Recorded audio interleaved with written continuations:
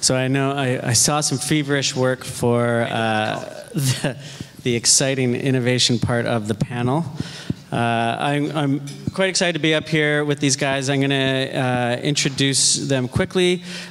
Jonathan from Calgary is the innovation lead with Calgary Civic Innovation YYC Lab, bringing people and technology together to design the next generation of civic services. He previously led an in-house design, foresight, and innovation unit at Alberta's Ministry of Health, specializing in the emerging field of public sector strategic design. Before that, he co-founded the Alberta CoLab at the Alberta's Department of Energy and served as an in-house design strategist and futurist for Alberta's Executive Council. Sam, who I've worked with and had the pleasure of working with quite a bit at the Guelph Lab on a number of initiatives, including the Accelerator and the recent guide for municipalities on how to navigate the sharing economy. He's in charge of the day-to-day management of the Guelph Lab. He's responsible for developing and managing projects, designing and facilitating workshops, developing partnerships, and brokering research and scholarly work. He works with us at the city. He works with university staff, faculty, and students, as well as with citizens of all stripes to develop promising solutions to pressing challenges. So the typology is another example of something that Sam helped to shepherd. And Karl, as of just this month, Karl has been appointed as the first lab director of the City of Kitchener's Civic Innovation Lab at the heart of the Digital Kitchener Smart City Strategy. Karl also set up and led the Innovation Outpost for Post Media Network, which is one of Canada's largest news media companies, housing brands such as the National Post, Financial Post, Calgary Herald, and Canada.com.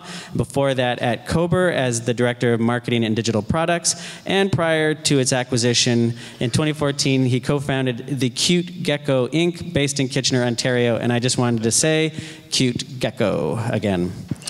So now, do we have Lindsay?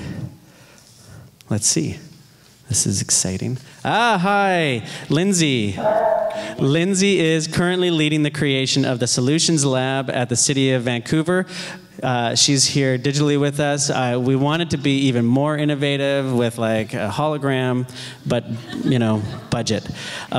A place where, so at the City of Vancouver, a place where breakthrough, transformative solutions to some of the city's most complex problems are being sought.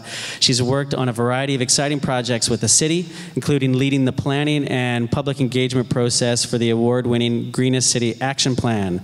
So thank you, all of you, for joining us today. And thank you, Lindsay, for working with us and being here from Vancouver.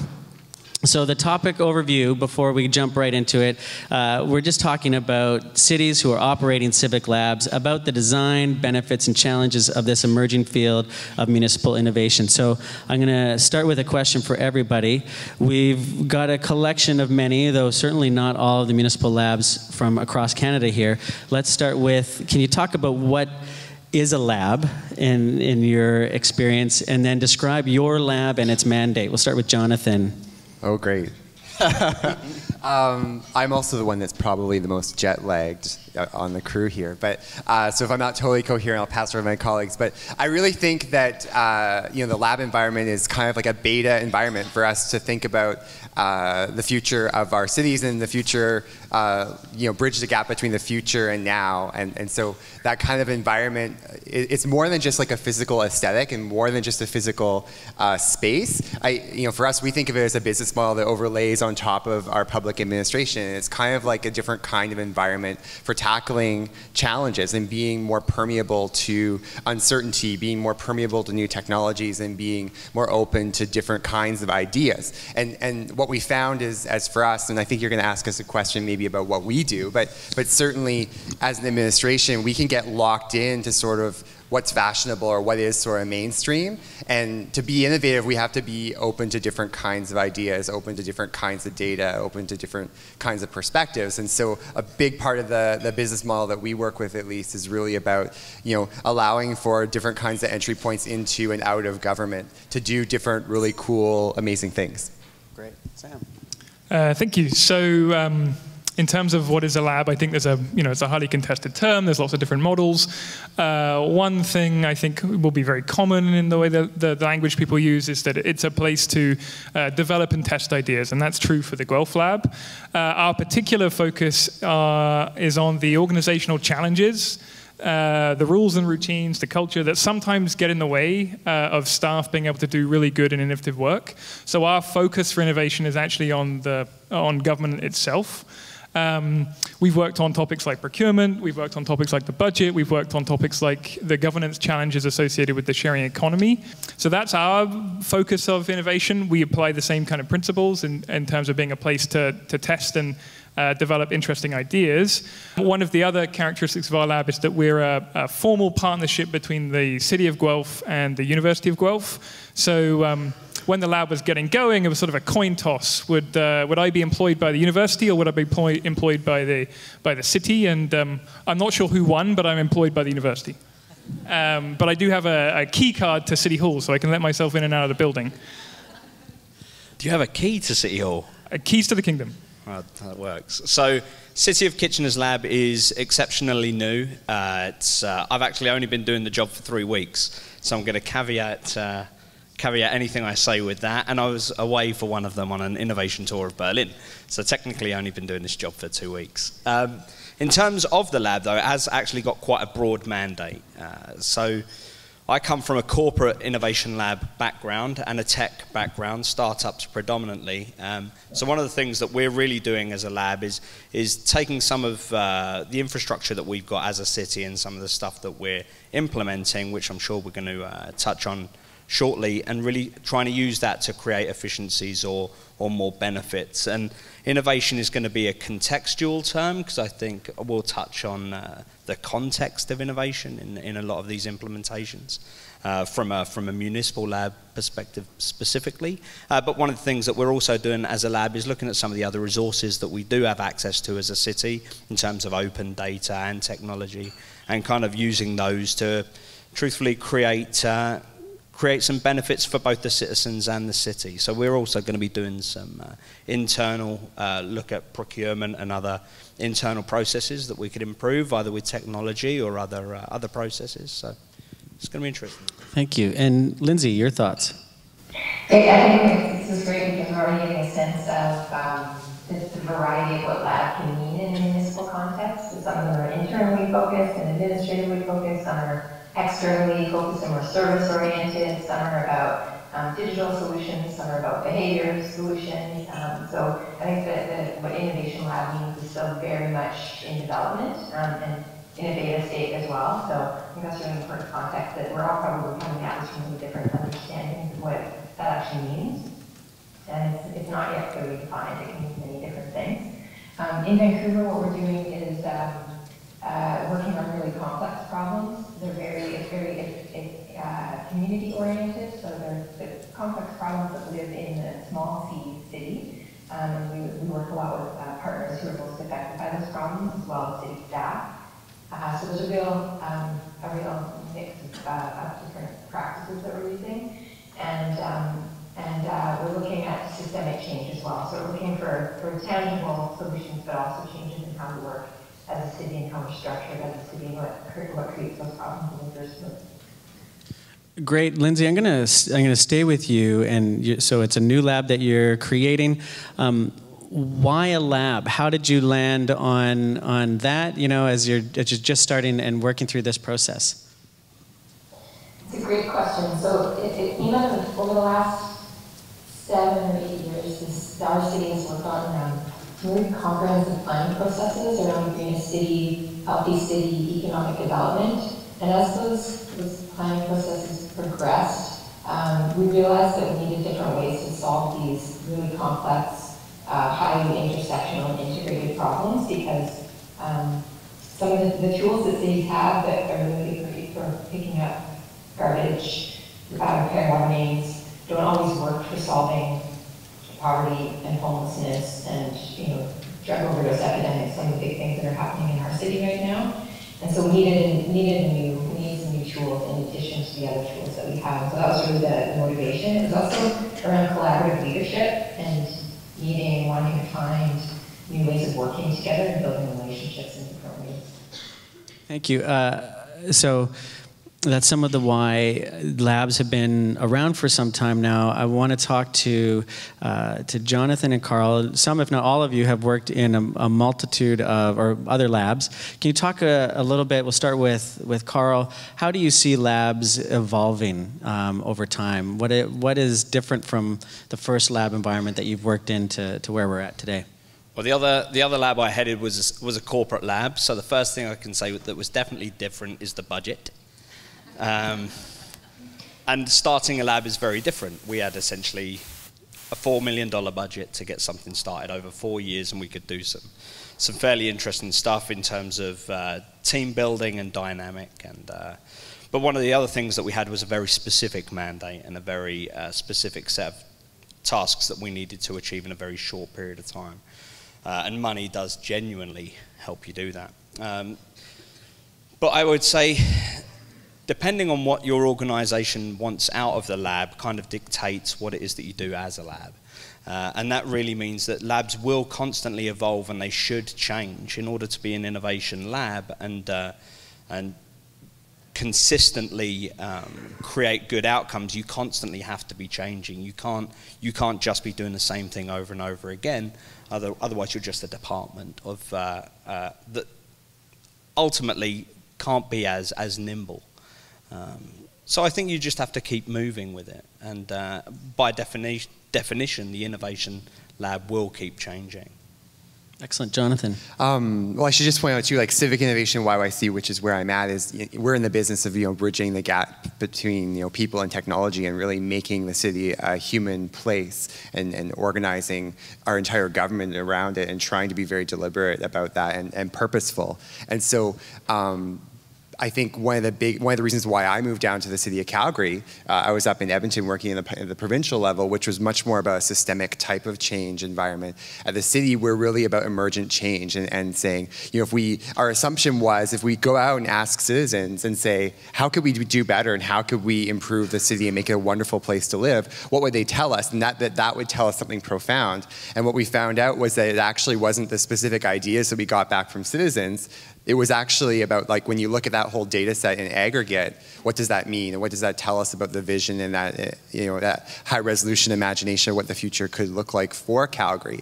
And that is kind of our guiding course for the next year or so, is really working on a bunch of pieces around that. As far as the future is concerned, I think a big piece of it that I'm seeing going on right now at all levels, provincial, federal, et cetera, is bringing in a very different point of view of data.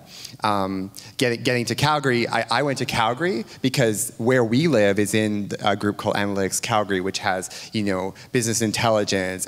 We do stuff with the design of algorithms, and within our broader area, there's drones and collecting data in a different way. And then we're kind of an outlier because we're trying to take humans' data that doesn't really fit into an Excel spreadsheet and try and make that so that we can understand that a bit better. So I think that's a big pushing the edge of the practice. The other one that I'm seeing, and I know Guelph is a great leader in this, is the foundational innovation.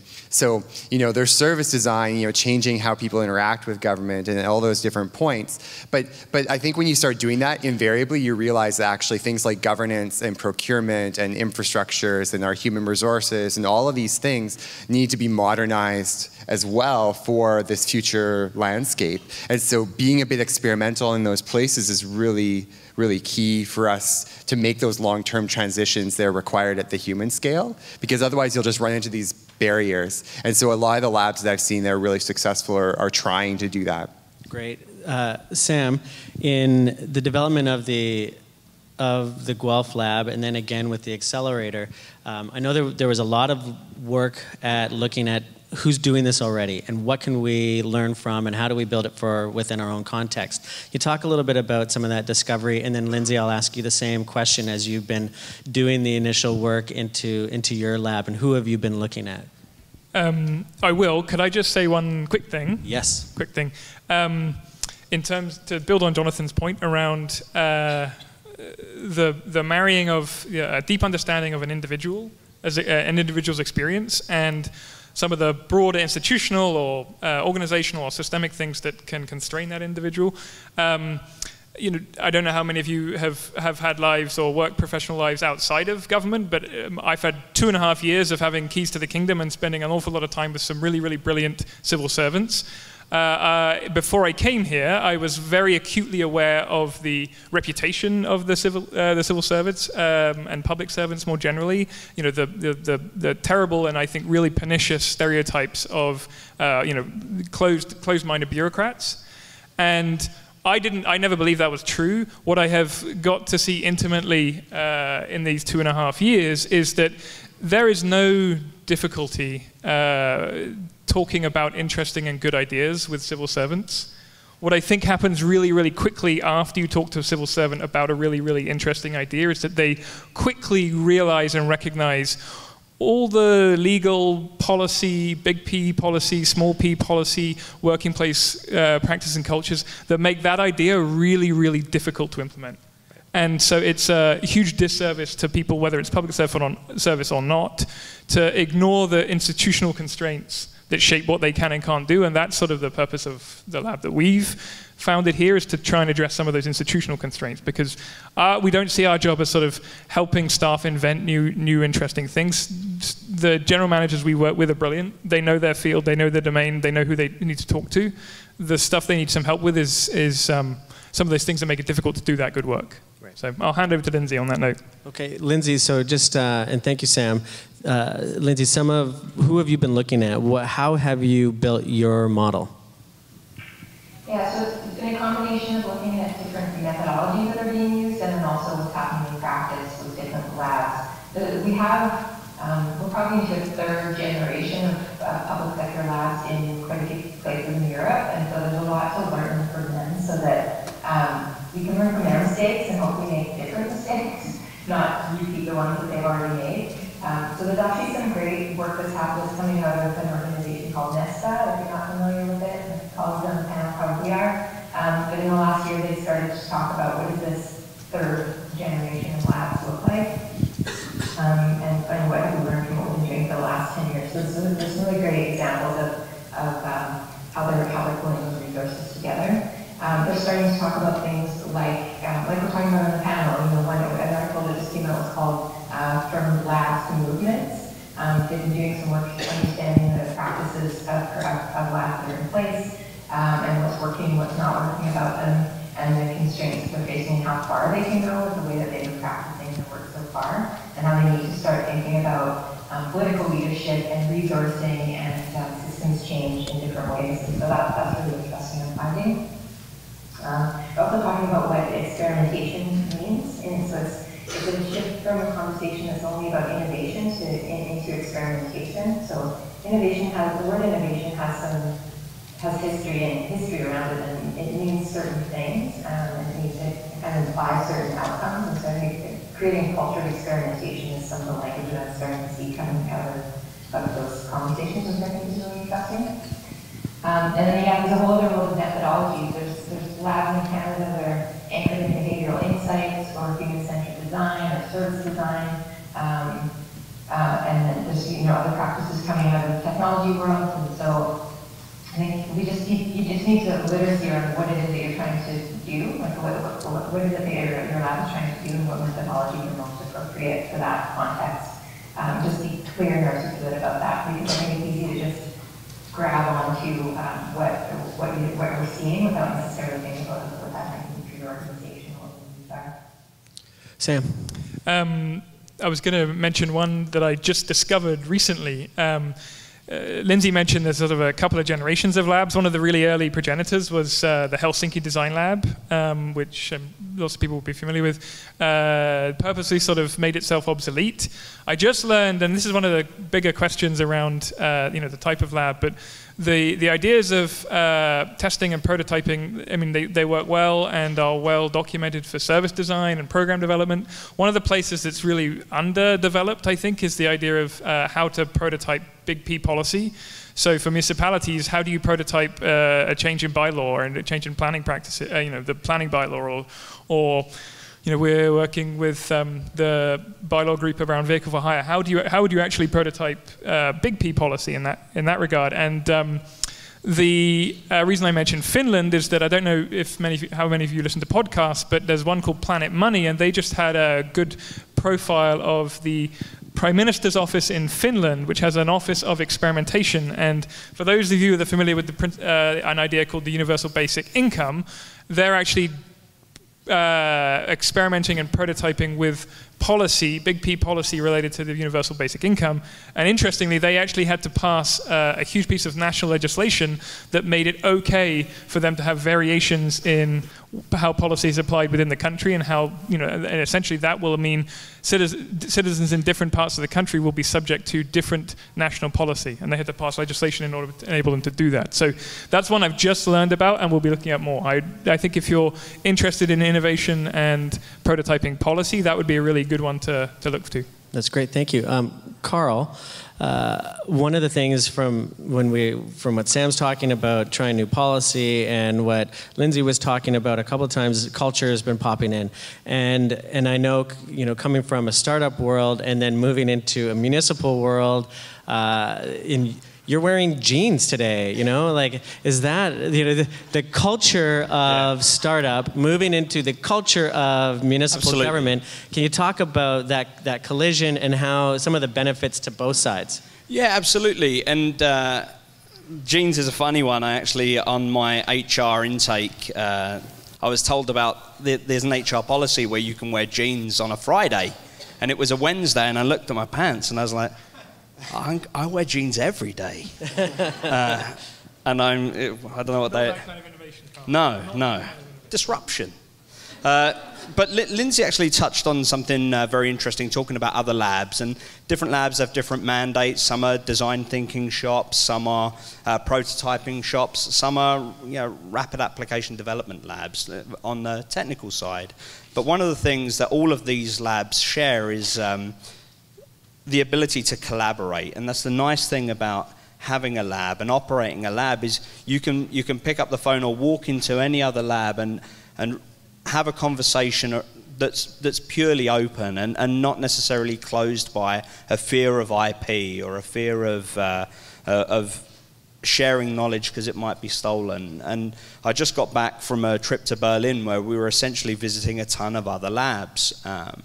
And they were all very different. Some were for SAP, some were for Deutsche Bank and Deutsche Bahn, and they were very open in sharing their processes. And honestly, it was really good listening to some of the, like Ashley's talk yesterday, sharing their failures. And one of the nice things as a lab is there's no fear of sharing failures and sharing your successes and how you got to them. So there's an exceptionally nice culture to having a lab, and being able to share that culture of innovation in the true sense with an organization is one of the fascinating parts of running a lab.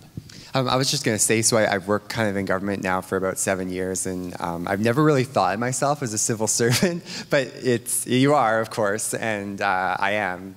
I do think that way now, but that culture is a real challenge, and I notice it maybe more at the upper levels of government, but there are some strengths to the culture, right? And one of the strengths is that in terms of implementing things, we're really good at that, I think. For the most part, we have probably the cleanest water in the world, and our fire trucks arrive on time, and they put out the right fires, and our cities are very safe, and the crime rate's declining, and all of the municipal purposes and provincial purposes, we generally do a pretty good job on that, and that's because we're really good at risk management.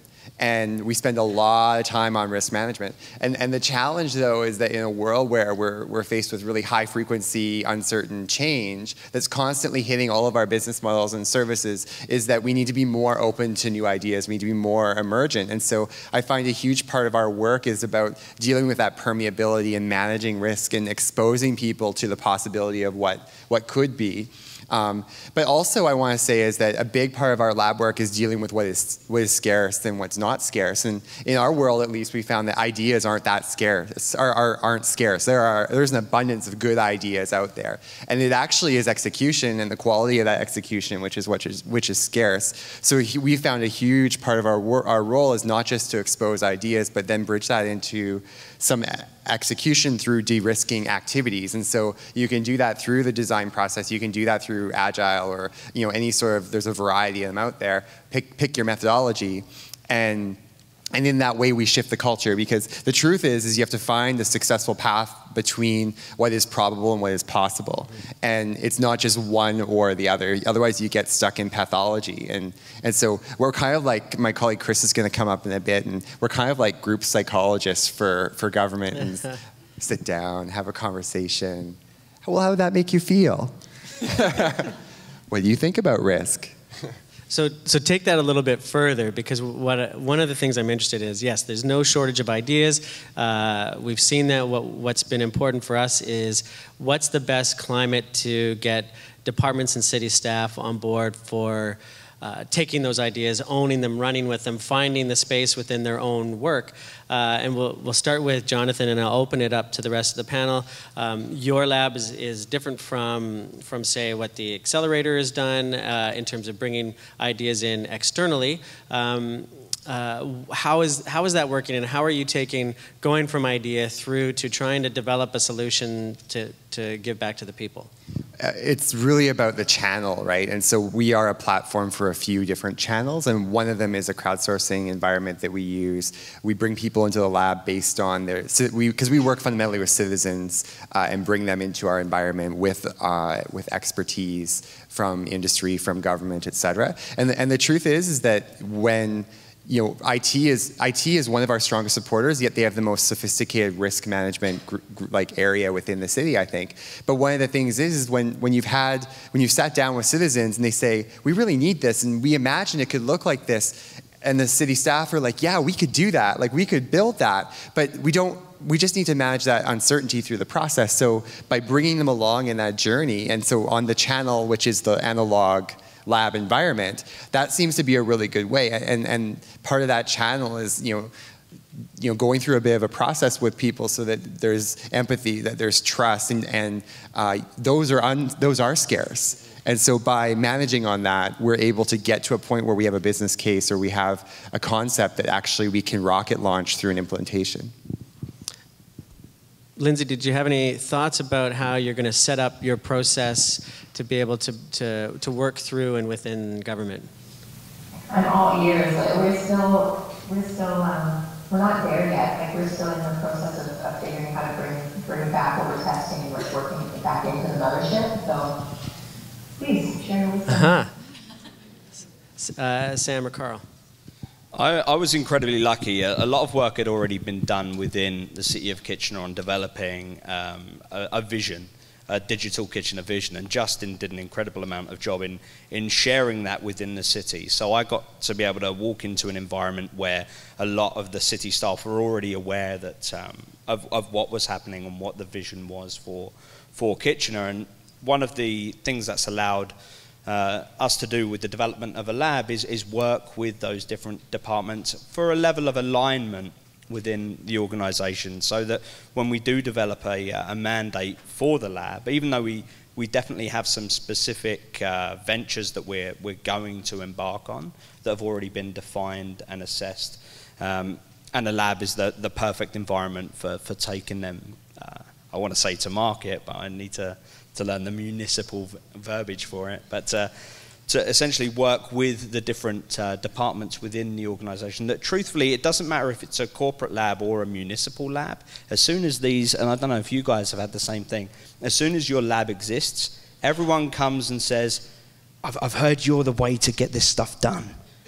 And it really does become that avenue of this conduit of you can do new and unique things through your lab, and trying to define those, fill the hopper of opportunity, but define what you're doing tactically in alignment to an overall strategy. And I know that sounds very buzzwordy, and we've got to try and stay away from all of the kind of innovation and disruption. And there's two words that are, when you say them out loud in the innovation sphere, people look at you, which are innovation theatre. And you get it a lot in corporate, people throwing money at these labs and saying, look at us, we're innovating as a company. And then you never really see anything tangible out of it. And that's something municipally that we just cannot do. There needs to be complete transparency, and there needs to be a real value to everything that you do as a lab. And that's exciting. And we're quite lucky to have something to fall back on. We have that vision. If your question is how to bring people along, which I think it is, I think there's a really, really, really important principle in terms of what you might call sort of situation recognition. So, Helen pointed to, the looming things and the speed of change that are coming towards us. I think it's really, really important to recognize when we are sort of operating in a complex space and when we're not. Because if we assume that the methods and ideas and approaches that are used as part of innovation are I was going to say the other comment is not can you make this happen, but is oh, this is the new way we do whatever. This was true for our work in procurement. We had to work very, very hard with mixed success to say what we're interested in here is not the new way to do procurement, but to say procurement functions really, really well on for some procurement decisions. On some procurement decisions, it's not currently really appropriate. The key and the trick is to know when. And so to push back, if people come and say, okay, this is the new way we do service design, or this is the new way we're going to make decisions about X, Y, and Z, to be very careful and say, well, is that appropriate? Do we need to use these kinds of methods? Do we need to adopt a mindset that says, we need to experiment? Or are we actually in a space where we can say, no, this is the world of good or best practice. We kind of know what we need to do. There's good evidence on which to base this decision. We don't necessarily need to employ the same kinds of experimentation. Because if we make everything complex, it's as problematic and as unhelpful as making nothing complex. I was just going to say, yeah, that risk of innovation theater is always like a big challenge. Like you don't want to just be in the whitewalling business. Like you do want to get to a point where there's value, but which kind of gets to the point, which is that a big part of our job is really understanding where we are having diminishing returns from the point of view of like outcomes or experience or on a cost basis. And so I think for us, the city of Calgary, we get really good data about that. Like we know where we could do better. We have strong logic, strong evidence to bear. Sometimes we just don't know how we might tackle that and what the points of innovation might be. And I just wanted to say, I think it's really fundamental if you're going to do this, is that you have a focus and focus. One of our lessons learned was that we took on too much too soon when we kicked off just under 2 years ago, and we ended up, everyone came to us. And business development was not our challenge, right? Our challenge was sort of having a focus on what's important and where we can make the most impact. And when you're a small team, you could run yourself into the ground really quick. And we're a big municipality, 1.3 million people. We're reasonably well resourced compared to some others. So I would just point out, maybe there's a way, the idea here being in Ontario where there's a lot of smaller municipalities kind of tightly together, is maybe you do something together instead of doing something on your own with one as an individual municipality. Because I know we were talking about this, is that these labs are popping up everywhere, and if there's a social innovation generation map of Canada, and it's just like completely covered, all of it, right up into the Arctic. I think Alert had something if you look at that map, and like, there's so many of these, and so make it effective and work together. And yeah, and I think that's going to be part of what we're trying to build by having these conversations, is so that we're not all solving the same problems in isolation and stumbling through the same barriers. So I think the next question leads through that, and what can we learn from each other in terms of whether it's setting up a lab or through the process. What are some of the most important barriers, and what is something that you've done to work through that? Lindsay, you're building something. What has been in the way? How are you trying to navigate some of those challenges? Yeah, and maybe I'll just reflect back on something that I was thinking of as my colleagues were chatting on that last question too, is that I've been, Sam's been really generous at this time in sharing what he's been doing with me, and one of the things I'm really struck with in what you're doing in your lab, Sam's, in Guelph, is that a lot of labs, they end up developing and testing a prototype that's hopefully scalable or fails, and that's fine.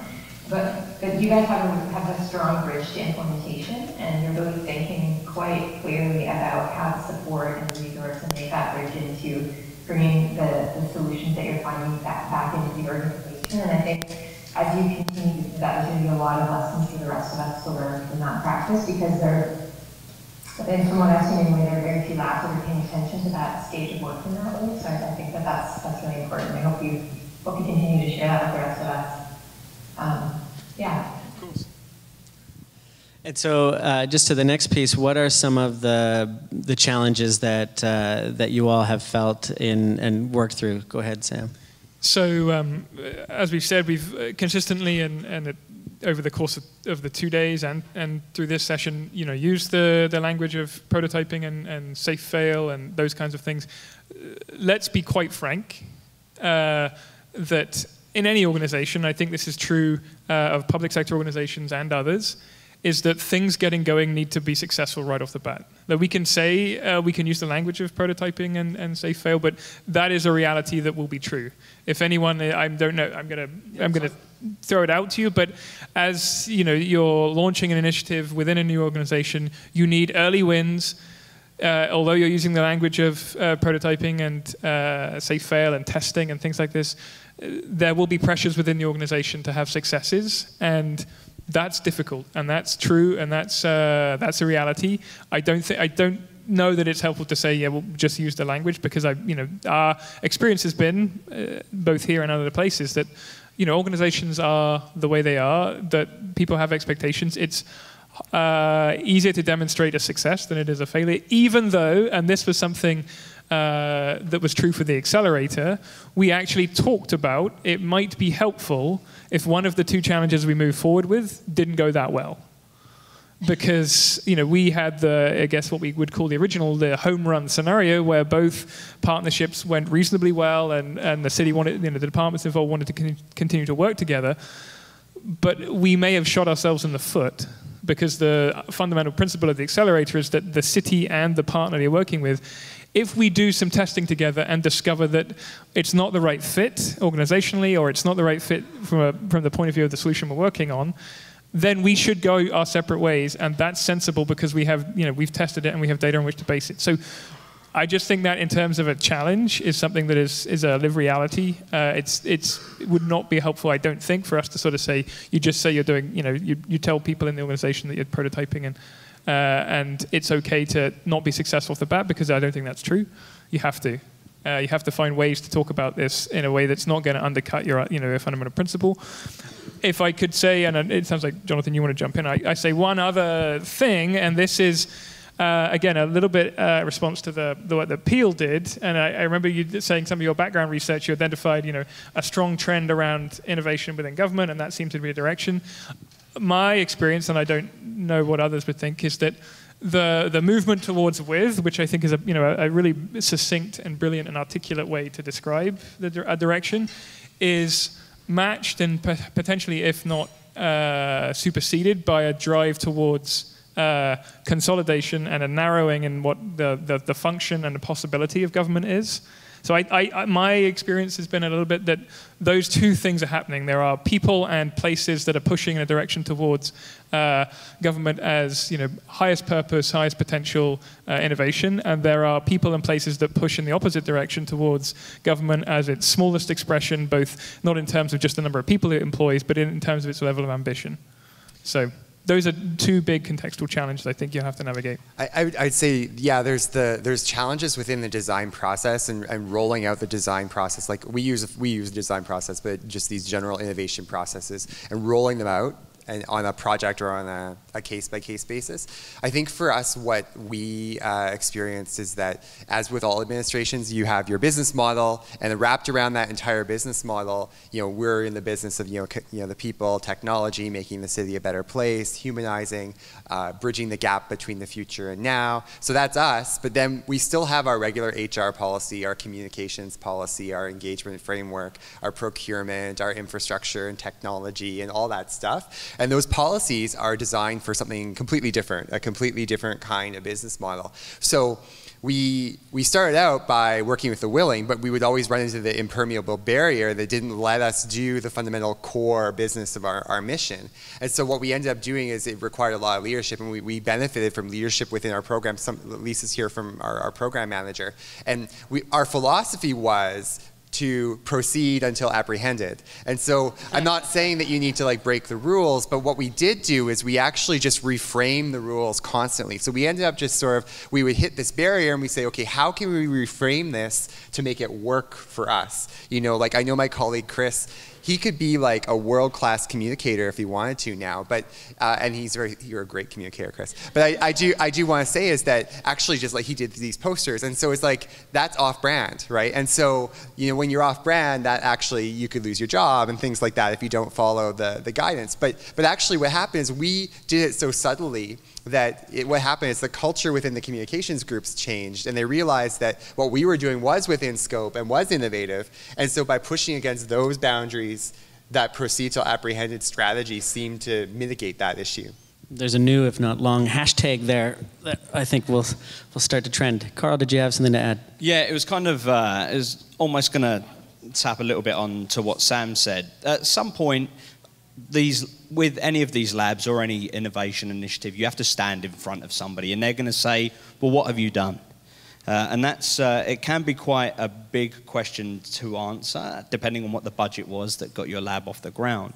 But with that in mind, innovation doesn't have to be an expensive thing. It doesn't have to, a lab doesn't have to be a full-blown initiative. It's a mindset as well as it is an opportunity to deploy stuff. So the context of innovation within your team or within your organization is something that you have to define before you even decide on should you develop a lab. And if you have developed a lab and you are developing products, either technical or process or workflows, sustainability of whatever you do as a lab needs to be almost the second thing you think of. Because ultimately, if you do develop an incredibly good product, at some point, you as a lab need to hand it to somebody else. It needs to live outside of the lab. Otherwise, you do become a dev shop or you do become a product management facility. There always needs to be thought given to the handoff of whatever it is that you're creating as a lab. It needs to live outside of the lab. I just say too, but I think, and we may be getting into the details of business models and there's a lot out there, but I would just say you do need access to capital of some kind. And you know, innovation does cost money. It doesn't need to cost a lot, but you do need some access to capital. I would say you also need governance around that capital so that you can make informed decisions and show that you've done your due diligence. Because if you're just like, oh, we're going to throw 200,000 and hope at the end of the day, you're just going to get theater then, is what you'll end up with. And you do need to, but at some point when through the process, when a concept or idea has been sufficiently developed, you do want to put a bit of money on it, to put a bit of money on the line. Otherwise, don't waste your time in that front end piece, because then you're just creating another siloed barrier between design and implementation that you're a ceiling that you'll hit. Great. I want to do one more question for everybody so that we can get to questions from the audience, because I think there's a great deal of interest in this world, and that is, and I'm going to start with you, Lindsay. Do you have, we want to talk about advice for other cities who are going through this, and even starting with, how did you know, Lindsay, that you wanted to start a lab? And so that's, what are the initial questions that municipalities should be asking themselves before just saying, well, we should have a lab too. Everybody else seems to have a lab. Let's have a lab. And so that doesn't seem to be maybe the best place to start from. So what was some of the genesis, and what advice do you have that now that you're so close to this work and in the early stages? Well, that's a great question. I think you're right, because it is becoming a thing that every city or business thinks they need to have. And so I think that the clarity around the theory of change, or what is it that you hope your lab is going to accomplish for your department or your organization, your city as a whole, is really important to clarify, to make sure that that problem-solving approach is the right one for the problem that you're working on. I think that the Energy Futures Lab in Alberta, some of you may know, has done a really interesting job of defining that from the very beginning. They have a convenient question, and around how do we transform the energy system of Alberta to the system that we need in the future.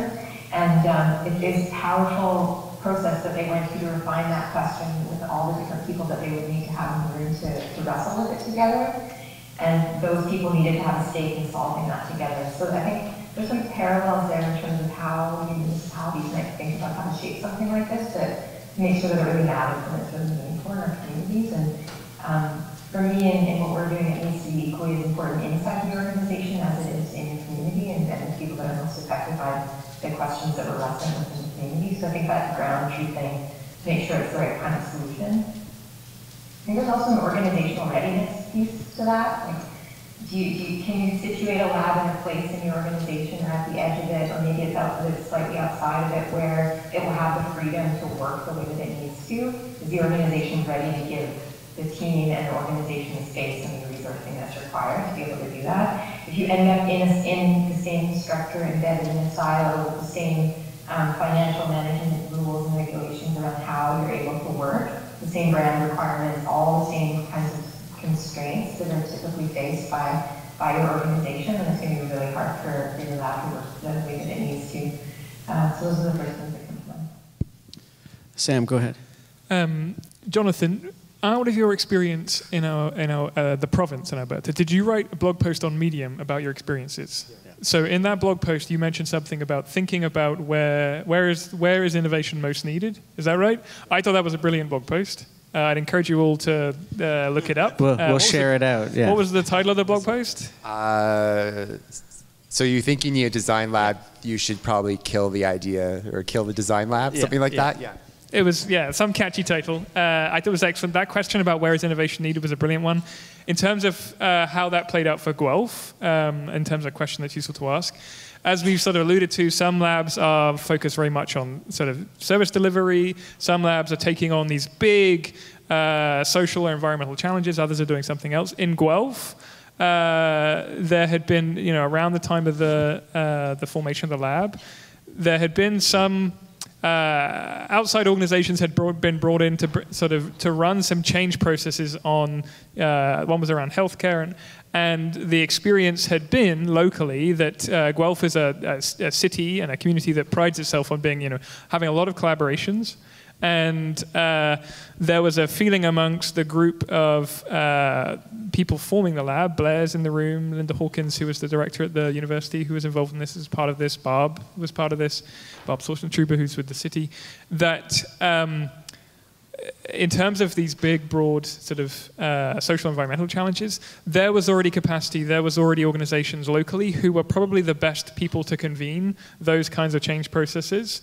What was missing, the gap, the place that innovation was needed, was where we landed, and that's in kind of enabling and addressing some of the institutional constraints to make it difficult inside both institutions to do really interesting work. That was a place that there weren't resources being dedicated there and targeted there.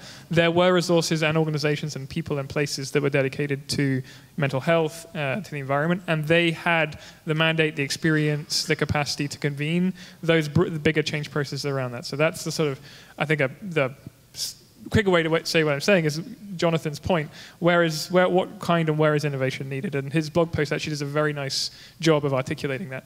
So make sure you read that and circulate it. Yeah. But I would just say, like, the mindset you need to approach it with is really that, how do you bridge a gap between the future and now? And you really need to understand where you might make a difference and where you might have purposeful impact and where you need that. So Energy Futures Lab is a great one. Helsinki Design Lab is another one where there was sort of latent needs or there was a need of some kind, and that's where you put it. I think the real risk is if you just sort of create these things and say, oh, over to you guys, figure it out, that it can be a waste of time and a waste of energy. And the real risk there is that your whole innovation program can become not so credible and not so trusted because you've just spent a whole bunch of scarce resources on something that was just a fun theater. Mm-hmm.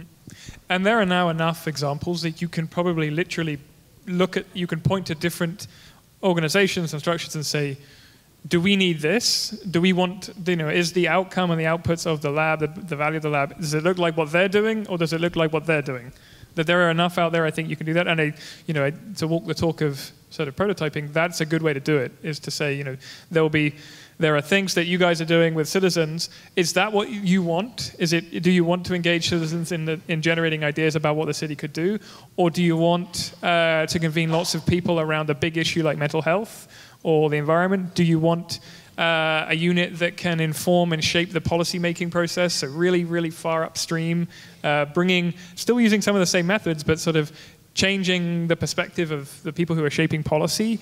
Do you want someone that, like Karl's work, are you looking really for technical innovation that may still have system change as outputs, but your primary interest is in things that are technical in nature? Yeah, and I think there's the usual cliches of, your question of how do you get these things started. You obviously need buy-in from the top. Everyone always says that. But one of the very important things that's I don't necessarily want to say overlooked, but it's an opportunity that isn't fully leveraged, is getting as many data points as you can. And I mean that in terms of find out by talking to other municipalities, talking to other organizations who have labs. How much did it cost to get it off the ground? What is their mandate? What do their team structures look like? Lindsay touched on something interesting about whether that lab should be located within the organization or at arm's reach of the organization. We're very fortunate in Kitchener to have Communitech and the Tannery building, which is essentially a building that houses a bunch of startup talent and other innovation labs, and we're actually, the City of Kitchener lab is in with all of those other corporate labs, and I find it hugely valuable to just be able to walk over to General Motors or TD or whoever, and just once a week we get together, just the lab directors, for lunch and say, what are you working on? If you're getting any of these things started, having those conversations before you've started are invaluable. So thank you very much. I think it's a really important conversation about the form of innovation, and whether we call them labs or we call them something else, it's just about trying to put people and processes in place where we can take ideas and breathe life into them through an organization and help to change culture, really importantly, at the same time. Are there questions now from the room? Some people who are doing really interesting work that can be moved on. And there's someone with a microphone running around, I think. Yeah, and we've got a mic here that if you have a question. It's a long way to Vancouver. Yeah. Thank you. So I'm curious, and it's sort of a follow-on to the discussion you were just having about why does a city want this. How do your labs work with the business improvement, the process, Lean Six Sigma, the different things that are typical in a lot of municipal governments? What's the interface, and how do you work with those groups? Well, you have to work closely and you have to work well because you're actually collecting a lot of similar data. And so I think probably the most important thing, again, getting to that mindset for innovation within the public sector, is that you do need a cohesive approach to innovation. And you can't have all these sort of disparate things going on set apart, because of course your continuous improvement or your results-based accountability process or lean or whatever, they're collecting really important data. And when we've met with them, what we found is that they're like, oh, we collected this interesting insight, but we can't do anything with it because we're working on finding efficiencies. And so, we do meet regularly. There's always a need to do better on that front and be really sophisticated about it. The one thing I'd say is, like, you could put all those groups in one area. I don't know that would necessarily, because then you're making trade-offs. You always make trade-offs. So it's really about communication and really working closely and sharing information both digitally and having access to the same repositories and things like that. Yeah, I'd absolutely agree. I think even though you're at arm's length, you can't be rogue. And truthfully, there's shortcuts as well. If somebody else has already done the work, then you've got a head start. Yeah, well, and I mentioned that we know where we're sort of can do better from the citizen satisfaction and citizen experience point of view. We didn't do any of that work ourselves. We pulled that in from our engagement and communications areas, and because they do really great work on that, and so then those become fulcrums for where we can work off of. Did I see another hand up over here? Yes. We just had to wait for the microphone so Lindsay can hear us. It's a long way to Vancouver. I'm going to just say one quick thing in response. I'm learning more about Lean and Six Sigma. I'm curious and I don't know the answer. So we're doing some work around the budget process in the city of Guelph. And you can ask questions that essentially get at, could this process be a little bit more efficient or a little bit different? And the answer is yes, and the answer tends to be that it's getting a bit better each year. But we're also asking the question, fundamentally, is this an appropriate way to allocate resources and make decisions within the organization? And I don't know the answer, but I don't know if Lean Sigma or Lean and Six Sigma would ask the same kind of thing. They might well do, but I'm just curious. So we also get, process improvements and efficiencies, but fundamentally, is this the most appropriate and effective way to make decisions as an organization? I don't know if those come up. They might well do. I'm learning on the other side. Sorry. Other person's question. Thank you. I'd just be interested in hearing more about your relationship with Counsel. So you all talked a lot about engaging with staff and linkages either directly within the organization or sort of outside or partially connected. But I'd love to hear more about Counsel's involvement and their direction to you and really how their involvement either shaped your mandate or stopped your mandate in some instances. Always a touchy subject. Yeah, I can go first if you like. The short answer is limited. Limited involvement with Counsel, to be quite frank. We're relatively small. Essentially, we have me as a staff person and project-based researchers, and then co-directors and staff we work with. We've worked with staff with Counsel on particular projects. So on the sharing economy work we did was a project sponsored by the mayor. We've interviewed Counsel as part of the budget process. So they are vaguely aware of what the lab is, and the places we work with them, they seem to like what we do. But for us, at least, the mandate wasn't expressed explicitly from Counsel. I think everybody knows our mayor, but at least in Canada. And so I think we actually have a really tight relationship with both Counsel and mayor. There are times, I think, and I've worked in different settings, and I think there's times where you kind of want to be under the radar, and there's times where you kind of want to rely on that political support to help you get through the muck. The mayor was a big part of the genesis of our program. He had a program that he ran that he was very interested in, and he handed it off to administration, and we've adapted it. And so we see him as one of our clients, and we see Counsel and their very disparate needs as one of our clients. We see our executive leadership team as another client, and citizens, and all that, how that segments out. And so a big part of the design of how we operate came from that. And I think one of the things that we've learned in our relationship with mayor and council has been, yes, it's an easy thing to be supportive of innovation, of doing things better. What they've needed from us and continue to need from us is, how are you helping? How is this work making people's lives better? And how do we communicate that on the doorstep? And so the rest of today is largely part of answering those questions about how are we measuring this work and the value that we're providing so we continue to do that work, and then how are we going to do a better job of telling the story? And so that is the challenge continually that gets put on us, and it is the right challenge to be able to justify so that there isn't theater, and because we cannot do that. And a large part of this is tied so closely to transparency and to open data and to open government, which has really shifted as a conversation to innovation. So how can we prove the value and their trust in the work that we're doing is of paramount importance to us as we go into budget cycles and into election years.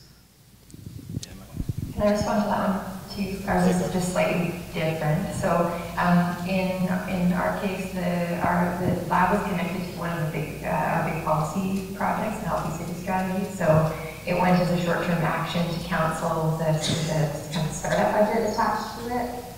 And that's how we've gotten up and running over the last year. I've got four or five different questions that are being run through lab processes now. Most of those are in the under the radar space at the moment to give them that protection and from being out in the community when we're not yet ready for that. And so it's that kind of safe incubation space that's needed. So I think that for me, there's a real balance between making sure we're working on the issues that really matter to the city and to mayor and council and citizens, and also creating a space to work in a way that you can let people really show up in different ways. Yeah, I mean, similarly with the City of Kitchener's lab, the budgeting for our lab went directly through council. So the budgeting actually came out of savings from the transition to LED lighting. So it actually went through Counsel, and there was a line item in there for smart cities initiatives, and the lab was part of that.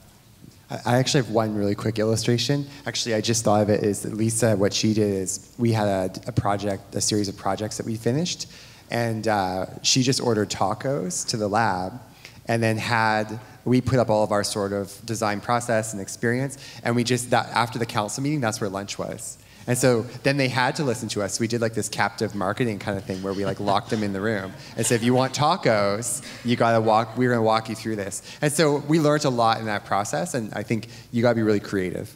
That's great. I think that we're about to eat food, and we've been soaking this all in. So thank you very much to everybody. Very good questions from the audience. We are going to send you, Lindsay, a fish, and we'll explain what that means later. And thanks again to Jonathan and to Sam and to Karl. This has been really valuable, and thanks for the opportunity to have this conversation with you all. Thanks very much.